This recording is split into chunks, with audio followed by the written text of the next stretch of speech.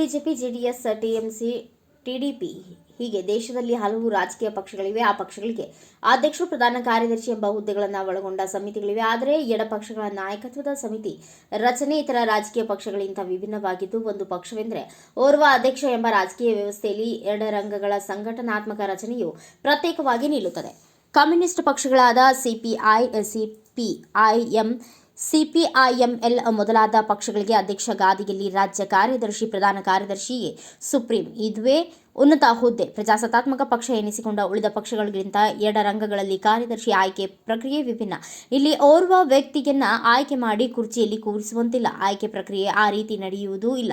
ಆದರೆ ಇಲ್ಲಿಯೂ ಕಾರ್ಯದರ್ಶಿ ಎಂಬ ಉನ್ನತ ಸ್ಥಾನಕ್ಕೆ ಪೈಪೋಟಿ ತಪ್ಪಿದ್ದಲ್ಲ. ಪ್ರಜಾಪ್ರಭುತ್ವವೇ ಹಾಗೆ. ಚುನಾವಣೆ, ಮತ, ಬಹುಮತ, ಸ್ಥಾನ ಇಷ್ಟೇ.